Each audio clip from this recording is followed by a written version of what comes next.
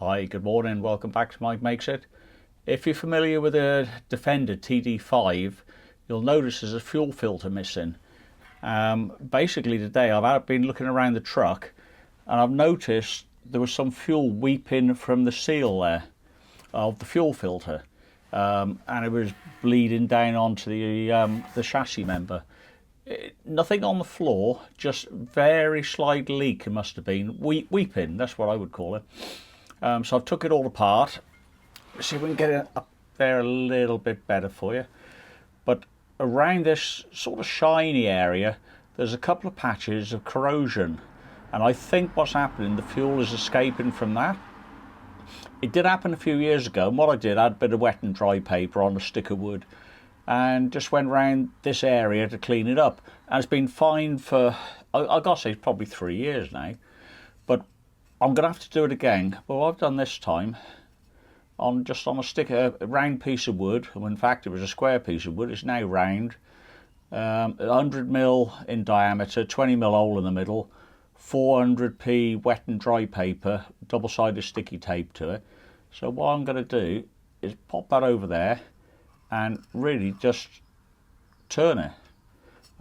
This is a very, very flat piece of wood. It's come out of the bathroom, or it's a surplus to the bathroom, I should say. I've just refurbished. It is MDF, but it's incredibly flat, and that's what I need for this surface. So what I'm going to do, a bit of WD-40 on here to keep it wet, and I'm just going to go and do, I don't know, a few dozen turns just to see if I can get rid of that corrosion. I'll see if I can get any closer for you, but I think I'm probably going to lose the light. Yeah, you can see down where you got the orange fuel inlet, there's some corrosion there at 6 o'clock, bit around at 9 o'clock and 10 o'clock, and if you go to 3 o'clock there's also some going on there. So hopefully with the wet and dry I can polish this out and look for a grey surface all the way round, and hopefully that's going to stop the fuel leaking. But I'll set the camera up and we'll get the wet and dry going and see if we can improve it. Probably going to get in your way when I'm doing this, but what I'm aiming to do is keep that chunk of wood and the wet and dry flat to the seal surface. I'll put some WD-40 on it already. Just round turn it. Not rocket science. Did it with a piece of wood with a wet and dry paper wrapped around it, but at least this way it's getting the whole surface all in one hit. Let's get some more WD on it.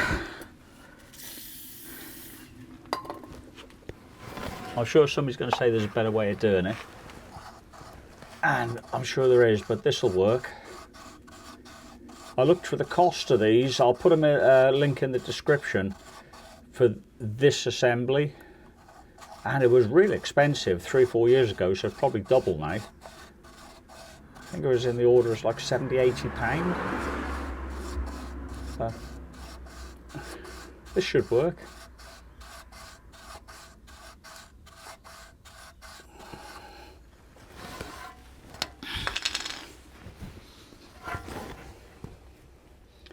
I think it's going to need a little bit more grinding, if you want to call it that.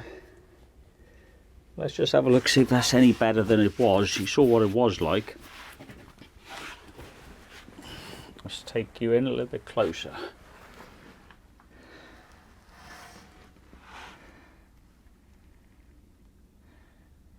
Yeah, still got some on there, but it's a lot better. So I'm going to carry on doing that. I'll show you the finished results of the grinding, if we call it that, more sandpapering. It's going to probably take another 10 minutes. So I'll come back to you as soon as it's done. I'm fairly happy with the end result. I'll show you now in a sec. However, I've swapped to I think a 75mm diameter, 16mm hole in the middle. We've still got 400 wet and dry on that side. This side, although pieces now fell off, there's 180 grit emery cloth. Now I needed something a bit coarser to take the metal down. It was taking a long time, so I've gone 180, turned them over, 400, but definitely 75mm with a 16mm hole was a lot better, because there's a bit of wibble wobble otherwise. and some of the casting is a little bit raised between 70 and 100 mil, so hence this is about the size of the filter rubber, so it works out quite well. So we'll have a look underneath. Bear with me while I crawl around here. There we go. See if we can get out of the light. There you are. A drop of cutting fluid, or WD. But that's nice shiny all the way round ring. So I think the fuel filter is going to seal quite well on that.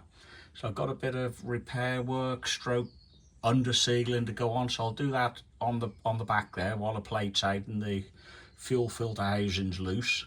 And I'll put it all back together and show you the finished result. Right, my filter's fitted. I've primed the system. Engine's been running. It's all okie dokie. But I thought I'd just take you through a couple of steps of how to prime the system when you put a new fuel filter in. On my TD5, it's 2001, I put the ignition on, and you normally hear the fuel pump screaming away in the background. But because I've already primed it, the air's out of it. But press the throttle pedal 5 times, and you'll see the engine management light is flashing away now. Now, for about 5 minutes, the fuel pump will carry on running, and it'll purge all the air out of the system. Then it should be just a case of turning the ignition and away you go. That's how it worked on mine anyhow. Different people give you different ideas of how to do it, but certainly on my 2001 model, that's how I prime the system. So one more time, turn the ignition on so the engine lights come on. 5 presses on the throttle. Engine management light comes on. Fuel pump carries on running until all the air's out the system. You might have to do it twice, but on mine it was just do that once, the fuel pump will stop, and when it does, fire it up. You might get a couple of blips with a little bit of air left in it, but yeah, that's all good. We'll go down to the fuel filter now. Hope I don't fall out of the track. And so far, so good. Right, I had to shoot this video with the engine off, it was too noisy. But hopefully, if I can get the torch in the right place, it looks bone dry here. All the fuel unions are dry, top of the filter's dry. I've got a water sensor at the bottom. There's nothing coming out of that, fuel or water. So that's all good. You can see the chassis looks a bit shiny at the back. That's because I've put some anti-rust spray on there. I've got to let that dry, then I can go over with some stone chip kind of anti-rust treatment. But yeah, that saved probably £70–80 for this top assembly, which I may have had to get if I couldn't have got it to seal. But time will tell. I'm going to have to leave it for a few days because it doesn't always show up straight away.